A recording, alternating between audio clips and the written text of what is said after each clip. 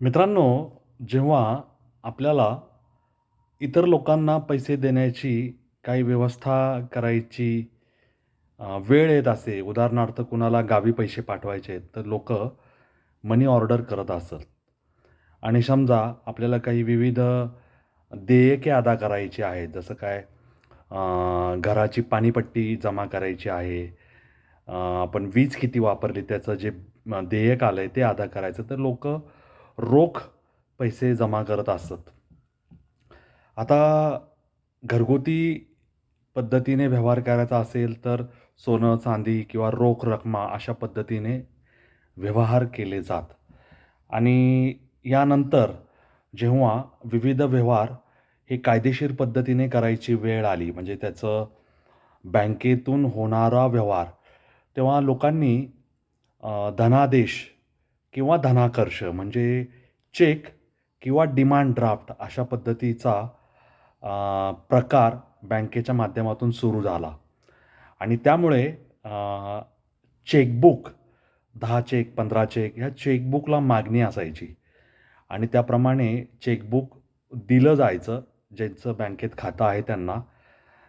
त्याची रीतसर नोंद ठेवली जायची आणि चेकच्या आधारे केलेले विविध अदायगी ही ग्राह्य मानली जायची. म्हणजे एखाद्या व्यक्तीने क्रॉस चेक दिलाय, तर ती व्यक्ती तो चेक आपल्या खात्यामध्ये जमा करून तेवढे पैसे त्याच्या खात्यामध्ये वळते केले जायचे. आणि बेअरर चेक असेल, तर तो ज्या शाखेचा आहे, बँकेच्या ज्या शाखेचा आहे, तिथूनच पैसे काढण्याची मुभा असे. आता मी हे सगळं का सांगतोय? कारण काळ जसा प्रगत होत गेला, तसं काही गोष्टी कालबाह्य होण्याच्या मार्गावर आहेत.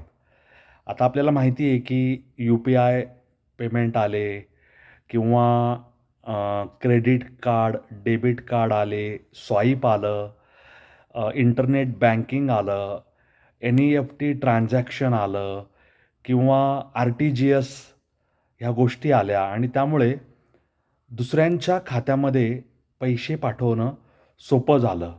आता तर ए-टी-एमच्या तिथे दुसरं एक मशीन असतं, की ज्या मशीनद्वारे तुम्ही दुसऱ्या व्यक्तीच्या खात्यात किंवा स्वतःच्या खात्यात सुद्धा रोख रक्कम कोणत्याही क्षणी जमा करू शकता.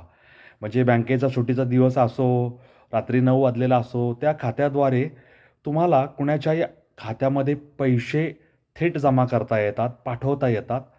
आपल्या खात्यातही जमा करता येतात आणि अशा पद्धतीच्या व्यवहारांची मुभा उपलब्ध झाल्यामुळे दिवसेंदिवस चेक, धनादेश, धनाकर्ष, चेक किंवा डिमांड ड्राफ्ट ह्यांचं प्रमाण कमी होत चाललेलं आहे आणि काही दिवसांनी चेक आणि डिमांड ड्राफ्ट हे अक्षरशः अत्यंत कमी प्रमाणात राहतील, असं सध्याचं वातावरण आहे.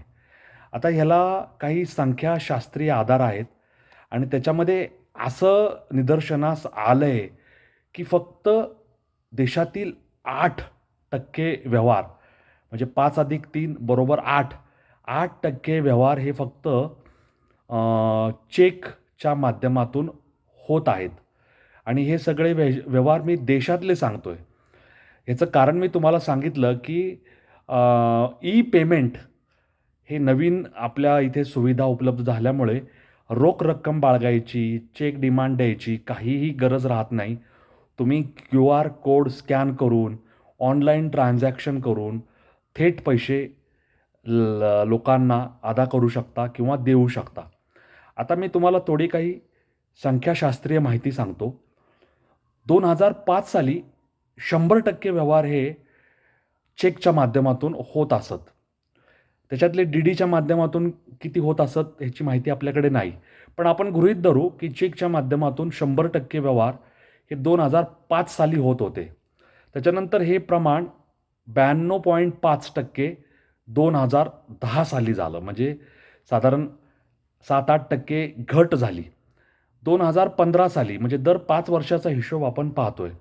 2015 साली हे प्रमाण 92.5 वरून थेट 50.7% आलं. म्हणजे 40-50 टक्क्याने ही मागणी चेकची घटायला लागली. आता 2020 साली हे प्रमाण अक्षरशः 15.4% आलेलं आहे. म्हणजे UPI किंवा कागदरहित इकॉनॉमी, कागदरहित करन्सी ही दिवसेंदिवस वाढत गेल्यामुळे चेक लिहिणं, क्रॉस चेक करणं, बेअरर चेक देणं हे सगळं कमी कमी होत घटत चाललेलं आहे. आणि 2024 साली चेकचं प्रमाण हे फक्त 8.5% शिल्लक राहिलेलं आहे. आणि आता 2026 चालू आहे. त्यामुळे हे प्रमाण निश्चितच आणखी खाली आलेलं असेल. त्यामुळे ज्यांना चेकबुक येत आहेत, ज्यांच्याकडे चेकबुक शिल्लक आहे, त्या लोकांनी चेक सगळे संपवून टाकावेत आणि बँकेला कळवावं की आता आम्हाला चेकबुक पाठवू नका. कुरिअरनी चेकबुक घरी येण्याचा किंवा पाठवण्याचा बँकेचा एक चुकीचा प्रघात आहे.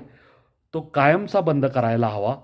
आणि चेकसाठी कागद वापरला जातो, कागदासाठी झाडं तोडली जातात. हे सगळं पर्यावरणाला घातक आहे. त्यामुळे चेक छपाई बंद करून टाकावी, असं माझं या निमित्ताने बँकेला सांगणं आहे. कालाय तस्मै नमः. काळ कसा कसा बदलत गेला आणि त्याच्यामुळे आपल्या जीवन जगण्यात, जीवनातील व्यवहार करण्यात कसे बदल होत आहे हे आकडेवारीनिशी आपल्या सगळ्यांसमोर येत आहे. आणि काही लोकं आपल्या अर्थव्यवस्थेला मूर्त अर्थव्यवस्था असं म्हणतात. परंतु जगात वेगाने वाढणारी अशी आपली अर्थव्यवस्था आहे.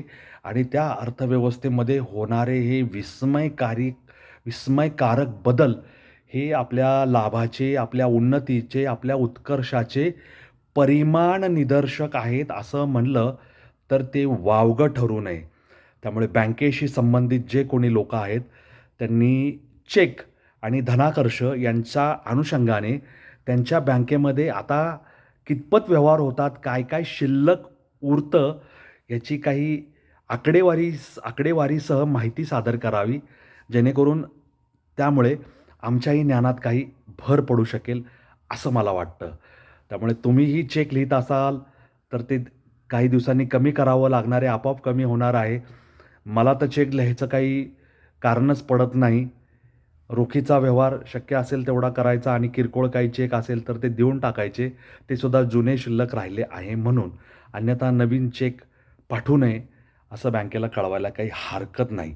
तुम्हाला ह्या चेक संस्कृती किंवा चेक प्रथा याबद्दल काय वाटतं? ती कमी होत आहे, ती काही दिवसांनी नाहीशी होणार आहे, नामशेष होणार आहे. त्याबद्दल काय वाटतं मला कॉमेंट बॉक्समध्ये लिहून सांगायला विसरू नका. असेच वेगळ्या वाटेवरचे व्हिडिओ पाहण्यासाठी, ऐकण्यासाठी, काही विस्मयकारक अशी माहिती समजून घेण्यासाठी माझा चॅनल लाईक, शेअर, सबस्क्राईब करायला विसरू नका.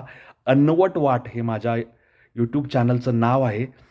तुमचे आप्तजन, स्नेहीजन, मित्रपरिवार, नातेवाईक सगळ्यांच्या WhatsApp अकाउंटला माझ्या चॅनलची लिंक पेस्ट करा आणि त्यांना सांगा भेट म्हणून दिलेली आहे. आणि तुमच्या मतमतांतराची मी वाट पाहत आहे. धन्यवाद. जय हिंद, जय महाराष्ट्र, वंदे मातरम, जय श्रीराम, जय जगन्नाथ, जय सनातन. धन्यवाद.